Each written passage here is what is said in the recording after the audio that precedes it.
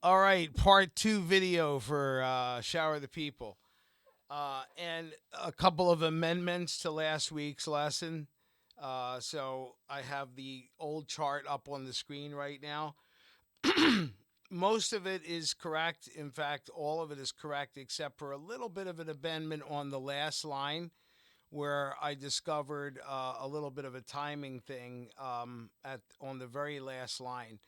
It's a little confusing right here because of James Taylor's phrasing, which we both commented can be a little tricky to emulate.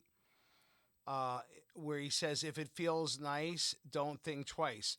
Now, if you compare what you're looking at on your screen to what I gave you in last week's chart, there's an extra chord, but really, it's just an extra bass note added to the D minor. And it's when I noticed that I listened to James Taylor, I heard this extra little segue chord. I'll play it. Listen. Hang on.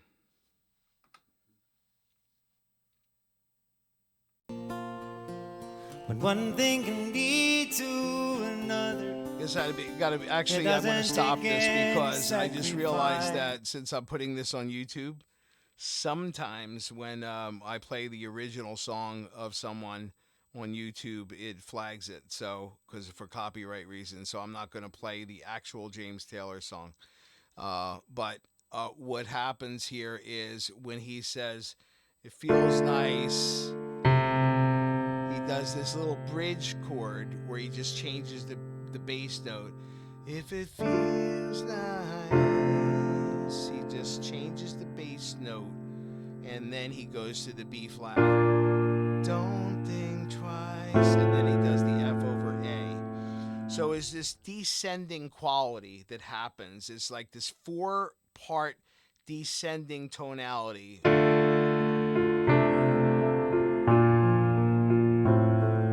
So if you just listen to the bass notes by themselves, there's a lesson just in that. Listen. Right.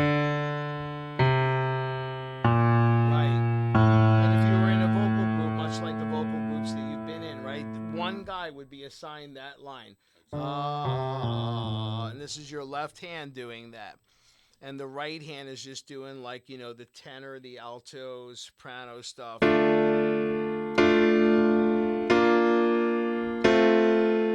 And then your left hand gets all the movement.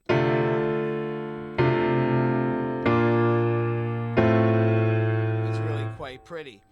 So I'm thinking, since I didn't give you that chord last week, that it left this hole, and you may have felt inclined to fill that space, which made you rush a little bit.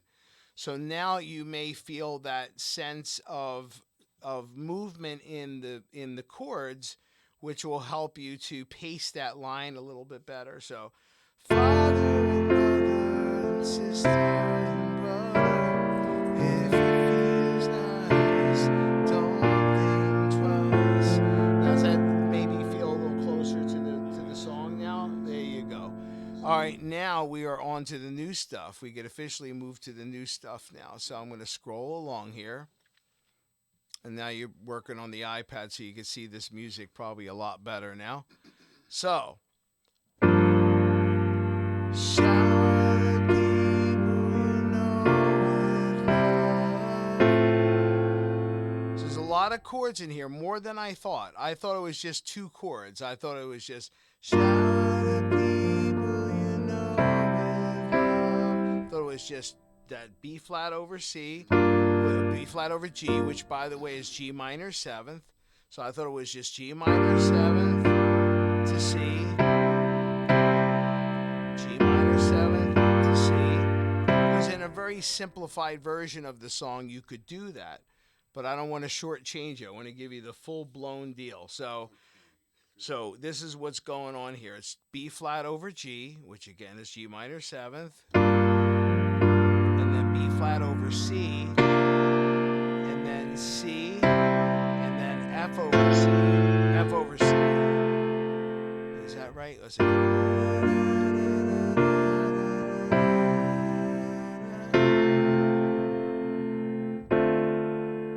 Oops, I think I got a mistake in there.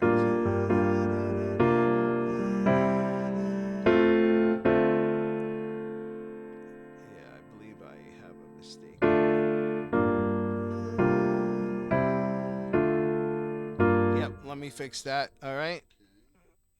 This happens all the time, I think.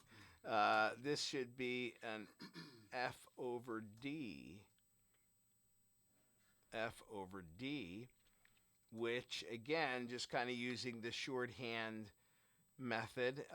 F over D, you remember, is D minor seventh. And let's talk a little bit about the inversions that I'm choosing. And this is where using the iPad is really going to be helpful. B flat, we're using root position.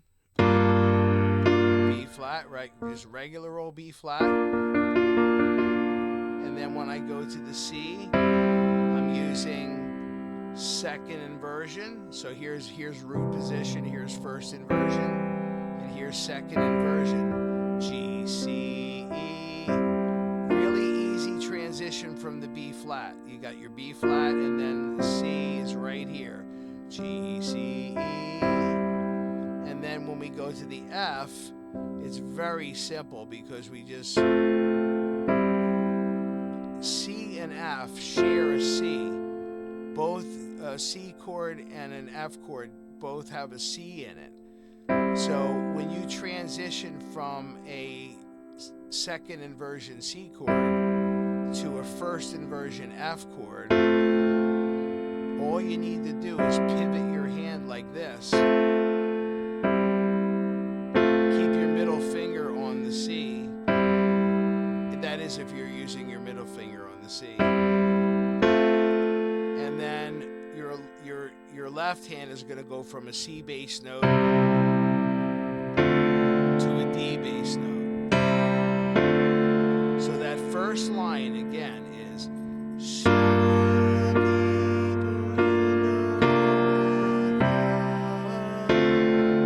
again it's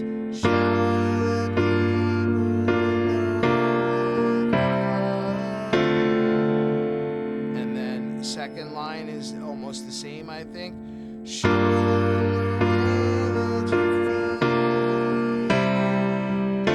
Actually, it's identical.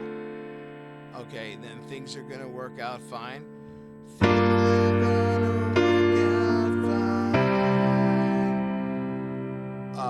Same thing, except that it doesn't use the B flat over C. It just goes directly from the B flat over G over to the C.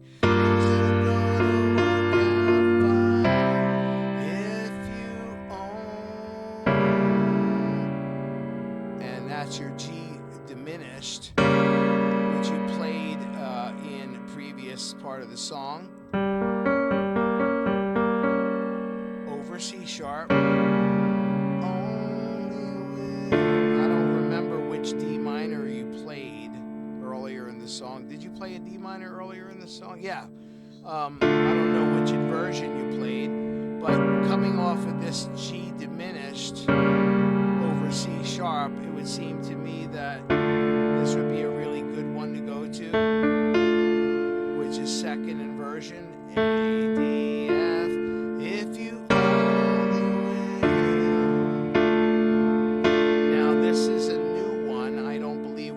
this one together yet. It's C diminished.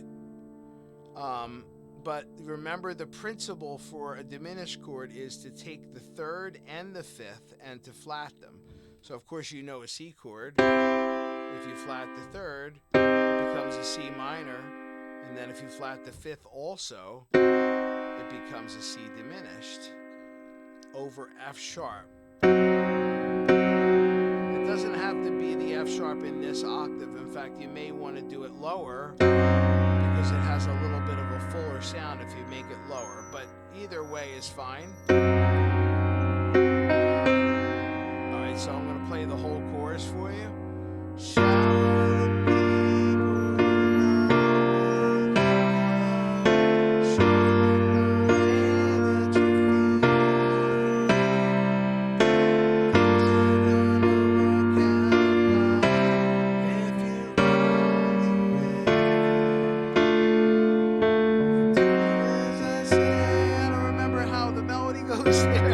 But notice that we talked about just the way you. Yeah, the way I phrased it. I think Buddy has to go upstairs.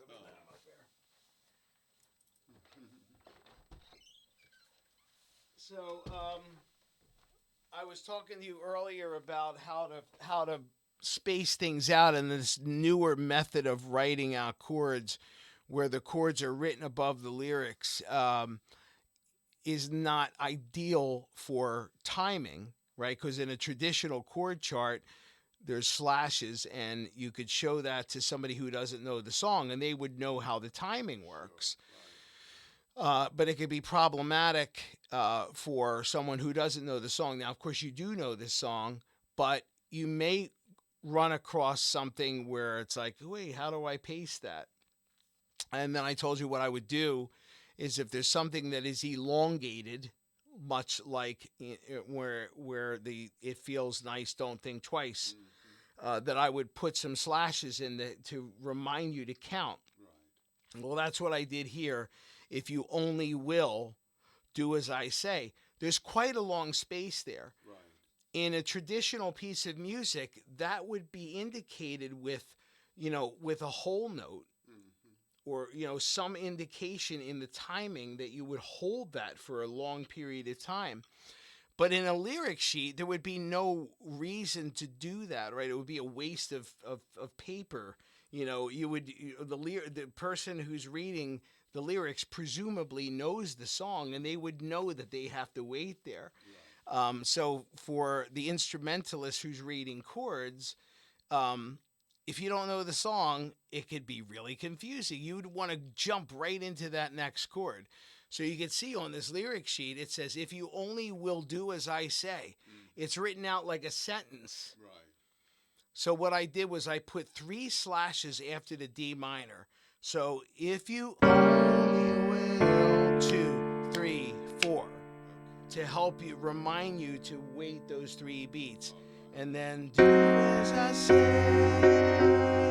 And then I think it repeats, but it may repeat a little differently.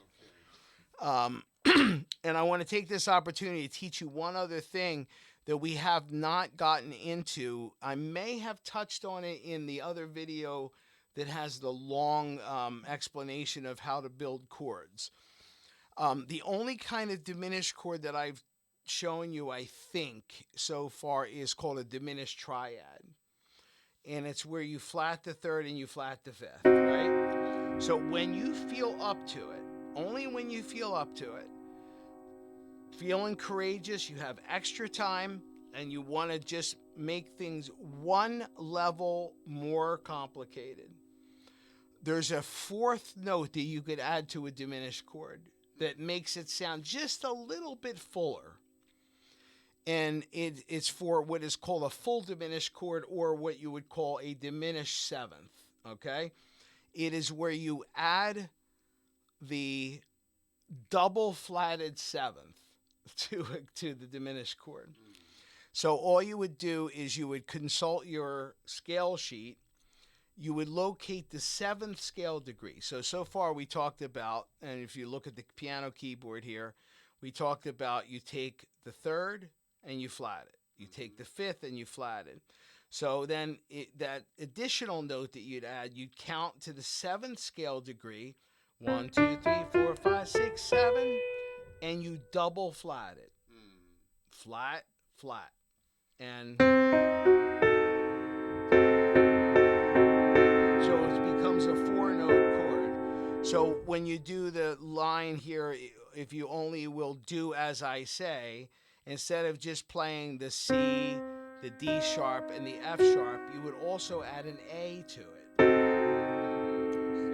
And what it does, and I'll demonstrate the difference between the 2 chords, and then you could determine, because it's really a subjective matter. There's no reason why you couldn't play that as a diminished triad. But you may like the sound better of the full diminished 7th chord, and then decide you want to use that. So I'll demonstrate them both to you, and you tell me which one you like better. Things are gonna work out fine if you only will do as I say. Actually, I played the wrong bass note. Do as I say. That's the diminished triad. Do as I say. Now here is the full diminished. Do as I say. Do as I say. first one is. So it's really just a subjective matter. In fact, anytime you see the diminished chord in this song, you can feel free to add that additional note. For the G diminished, you were playing just a diminished triad. The additional double flat at seventh would be an E for the diminished chord. So that would be things are gonna work out fine if you. And you can see there's a congruency coming off of the C chord. Fine if you, because the E is already there for the C chord. Things are gonna work out fine if you. So in some cases, there's legitimacy in using the full diminished seventh chord because it lends a certain harmonic pathway that makes sense, you know. But again, the diminished triad is perfectly fine, and the additional double flatted seventh just adds a little feature on top. Okay, and then the last thing, again, this is kind of hinges on you. This everything that I've said for the last 5 minutes is like extra credit. Okay, maybe even the last 7 minutes is extra credit. I'm gonna roll back to the beginning of the song here and say to you that if you listen to James Taylor the way he plays this on the guitar, there's a constant rhythmic movement in his playing, and it kind of paces the song nicely. So right now I think you're playing this in kind of like block chords. You can play the game, you can pick out the part, even though it wasn't written for you. And that's fine for now, right? So here is just something just to plant a seed with you. What you can do is a very simple method, and you could apply this to a lot of songs that you play. You block out the chord, and then while you're holding the sustain pedal, just kind of like whatever, just roll the chord a little bit. Just roll the chord or arpeggiate the chord, whatever you want to say. Kind of like.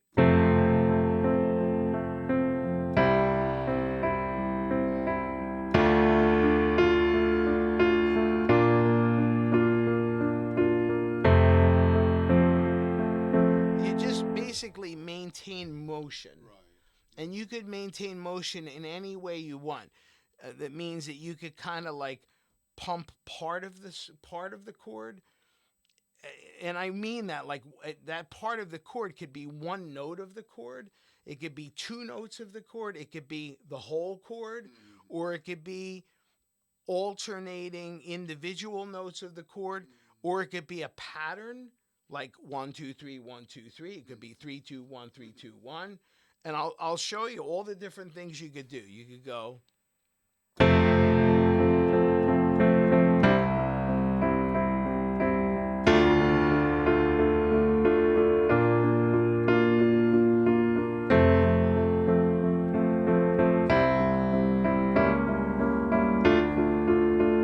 Now that's probably a little heavy-handed for the song, right?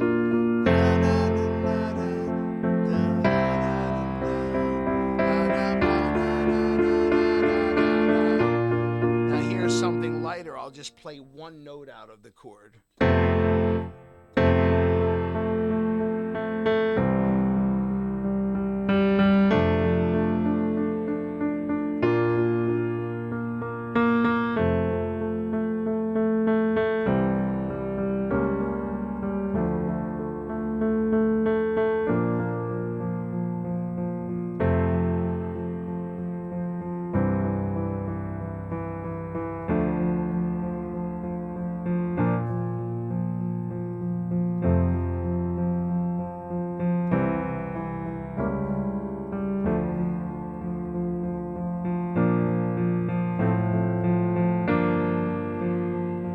All right, that's just one note. That may get a little boring. Now here is playing like two notes, like a dyad in the chord.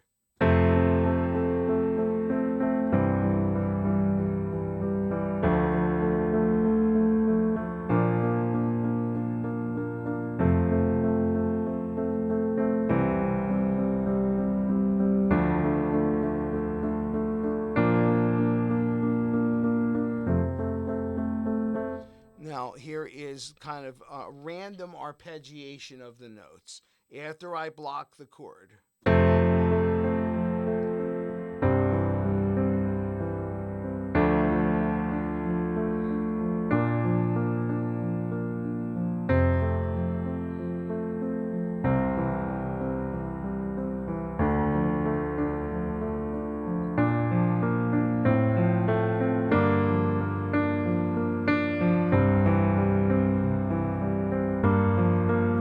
Now, that probably sounds the most sophisticated of everything and probably most closely resembles what James Taylor's doing on the guitar. And it may seem very difficult right now, but you're not doing anything different than what you're doing now with your fingers in terms of the chord shape, right? You're just playing the chord. Even though it wasn't written for you, but you're just keeping motion. You can play the game, you can act like the part, even though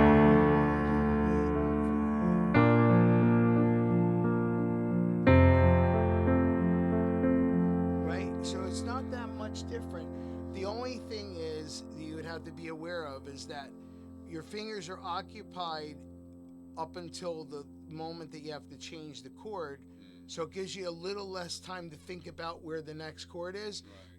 So two things you can do with that. Well, really one thing you could do with that is you could abandon the arpeggio a little early. You could do this like even though it wasn't written for you. Let me help you with the broken heart and the solo playing the fool.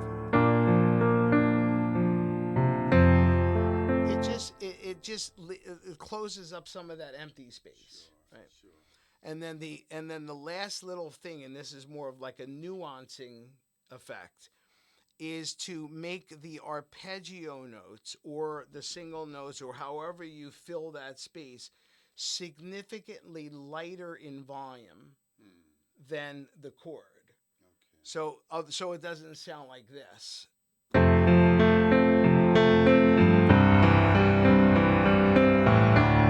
It's got to sound like this. And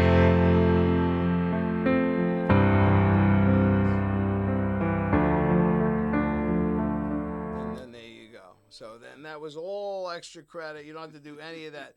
Your main assignment is this. We want to make sure this is as good as can be for next week. All right. So there you go.